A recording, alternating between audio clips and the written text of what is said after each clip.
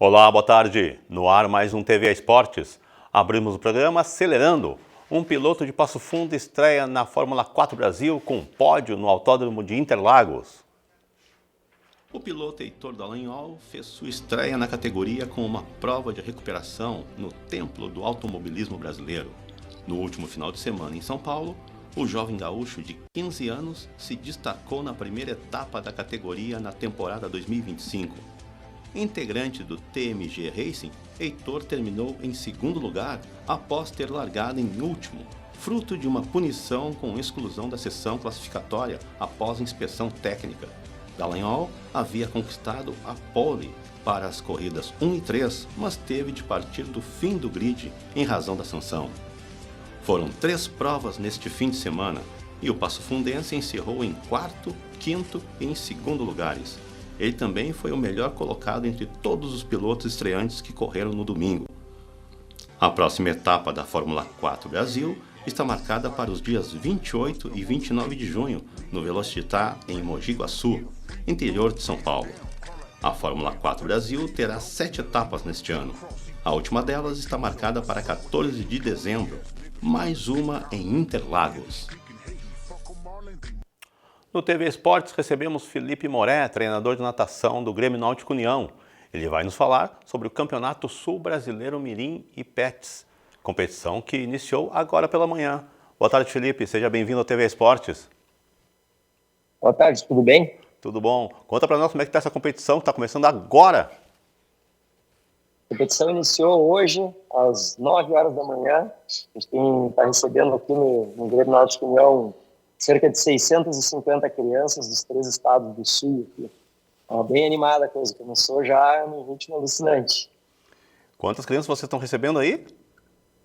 650 crianças, aproximadamente. E qual a faixa etária dessa gurizada? Então, a gente tem aqui 2 categorias, né? Categorias mirins, que são as crianças de 9 e 10 anos, e categoria petins, que são as crianças de 11 e 12 anos.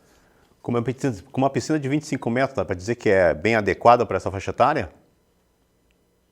Sim, essas crianças elas estão bem acostumadas a treinar em piscinas de 25 e de 50 metros. Né? Os clubes maiores, como é o caso aqui do Grêmio Náutico União, a gente tem a piscina de 50 metros, onde eles estão acostumados a treinar. Nos clubes mais do interior, onde não tem piscina de 50 metros, eles treinam todos em piscina de 25 metros. Então o pessoal está bem acostumado. E como é que é essa competição? Conta a pontuação para o brasileiro, alguma coisa assim?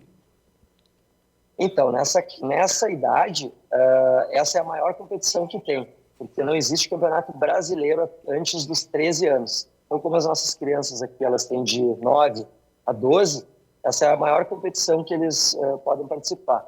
Então, foram passando por algumas classificatórias dentro dos seus estados, desde fevereiro até o final do mês passado.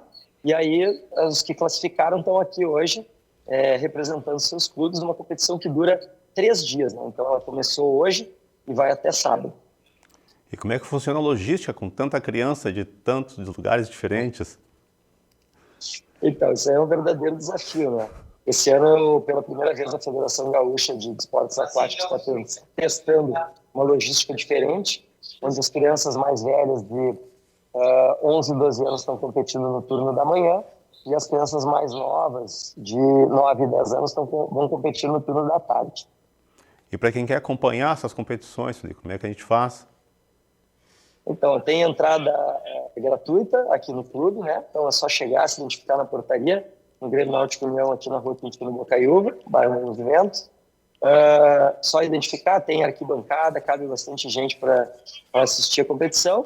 E existe também a transmissão pela internet.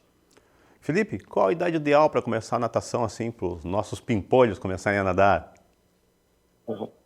Então, eu sempre digo, né, e inclusive eu tenho um filho que compete e ele começou com 4 meses de idade. Então, existem várias escolas de natação, clubes que oferecem a modalidade de natação para bebês. O ideal é começar o quanto antes. E claro que a criança vai passar por todo um aprendizado lúdico e a competição mesmo vai começar lá em torno de 7, 8 anos, não muito antes disso. Felipe, quantos clubes se fazem presente nessa competição? Nessa competição aqui a gente tem 37 clubes, né? Alguns clubes muito grandes, né? Como é o caso do Grêmio Náutico União, que está com a maior delegação, seguido do Clube Curitibano, o Clube Recreio da Juventude e o Itamirim. São os 4 maiores clubes aqui em número de atletas. E qual é a durabilidade desse torneio? Esse torneio aqui ele começou hoje pela manhã e termina no sábado à tarde. Então, como eu expliquei antes, está sendo dividido, as crianças mais velhas estão nadando no turno da manhã, tem uma pausa de mais ou menos 1 hora, e no turno da tarde a gente retoma com as crianças mais novas, e deve ir mais ou menos até as 18 horas. E no sábado, ao encerrar tudo, tem a premiação geral de clubes, onde é somada a pontuação de todas as crianças que forem nadando, vão somando pontos, e no final tem a premiação geral para os clubes. Felipe, quais os cuidados necessários para essa criançada praticar esse esporte com tranquilidade e toda a segurança? Bom, primeiro de todos, né, sempre é procurar locais que a orientação seja feita por um profissional de educação física, devidamente formado e registrado, para que possa ter uma orientação segura e sem traumas, né? Porque, na verdade, uma criança que está na água tem que ser uma coisa divertida e prazerosa. Assim vai ser mais seguro. Então, até o lema da nossa federação aqui é natação salva-vidas, né? É importante que a criança goste e se mantenha uma boa adesão ao esporte por muitos anos. Então, você procurar um profissional adequado, um clube que tem uma estrutura, um clube ou uma escola de natação que tem uma estrutura legal, com uma piscina com os cuidados de higiene e temperatura adequados para receber as crianças. E como é que funciona a divisão? É por estilo, natação? Como é que funciona aí? Medley, costa, borboleta, peito? Como é que funciona? Então são na verdade são 3 divisões, né? Pelo naipe, masculino e feminino, pela idade, então a criança compete só com aquelas que nasceram no mesmo ano dela, e independente do mês em que nasceram, é pelo ano de nascimento que é dividido, e as provas todas, né? Então aqui a gente tem provas de 50 metros até 400 no estilo livre, e depois as provas de 50 e 100 metros nos estilos costas, peito e borboleta, e as provas de medley de 100 e 200 metros. Felipe, o Grêmio Náutico União é uma potência em todos os esportes. Estamos criando aqui uma nova geração de competidores, atletas que futuramente têm toda a condição de chegar em uma próxima Olimpíada, uma Olimpíada futura. Exatamente, esse é o nosso intuito aqui, né? Eu como treinador da categoria Mirim, que é a categoria de entrada no mundo da natação competitiva, tenho a responsabilidade de ensinar todos os fundamentos e técnicas para que essas crianças possam, depois que vão subindo de categoria, desenvolver o nado com a melhor qualidade possível e sem deixar lacunas no aprendizado. Então, o meu papel como treinador aqui dentro do clube é justamente formar a próxima geração de campeões. Né? Então, a gente tem toda uma progressão, o clube tem toda uma metodologia e que vai sendo desenvolvida inicialmente no que a gente chama de categoria de base, que é essa que está competindo agora, e depois vai sendo desenvolvida ao longo das categorias infantil, juvenil e júnior, que é quando eles realmente começam a se destacar no cenário nacional e internacional para buscar uma vaga olímpica ou para mundiais, enfim. E como é que estão essa criançada aí, Veixe? Como é que está aí? Pais, mães, avós, tios, como é que elas chegaram até a nossa cidade aqui, a capital gaúcha? Então, como eu sempre falo, né, criança não pratica esporte sem a família praticar junto, né? Os pais se envolvem bastante. Os clubes maiores formam delegações e trazem ônibus repleto de crianças, né? Como o Curitibano, por exemplo, veio com um ônibus repleto de crianças. Outros clubes menores, os pais mesmo se dividem e fazem um esquema de caronas nos carros e tal. Mas para vocês terem uma ideia, o Parque Aquático aqui do União está recebendo mais ou menos umas 1.800 pessoas, sendo que 650 são atletas. Então, os atletas trazem boa parte da família, pais, mães, avós, e também as comissões técnicas, né? Os clubes vêm, às vezes, com 6, 7 representantes na comissão técnica para dar conta de organizar toda essa criançada. Ok. Felipe Moré, falei com o treinador de natação do Grêmio Náutico União, Felipe Moré. Felipe, muito obrigado pela tua entrevista e boa sorte aí, que tudo corra bem nesse torneio de vocês. Obrigado. Parabéns ao Grêmio Náutico União. Muito obrigado. Convido a todos para virem assistir aí até sábado. Competição rolando. Ok.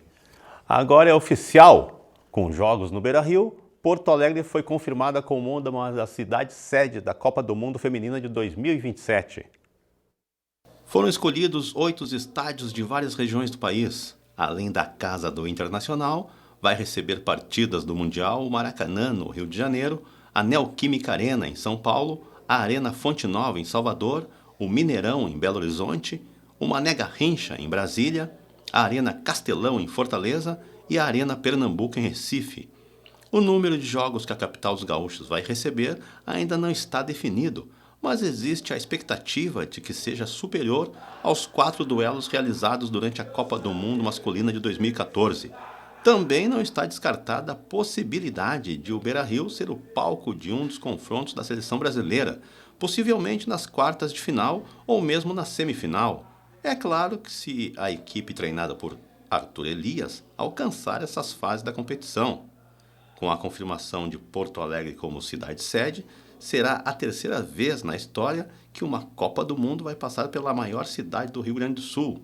A primeira foi em 1950, quando 2 partidas da primeira fase da competição aconteceram no Estádio dos Eucaliptos, que pertencia ao Inter. 64 anos depois, num renovado Beira-Rio, foram 3 jogos da fase de classificação e um das oitavas de final. A 10ª edição da Copa do Mundo Feminina será disputada entre os dias 24 de junho e 25 de julho de 2027. 32 seleções vão entrar em campo. A Espanha é a atual campeã mundial. O Brasil estará de olho num título inédito. A melhor posição da nossa seleção até agora foi um vice-campeonato em 2007. A RS Paradesporto comemorou no fim de semana o seu aniversário de 20 anos com uma programação festiva que incluiu passeio ciclístico e paraciclístico, manobras de BMX e uma oficina de tiro e arco.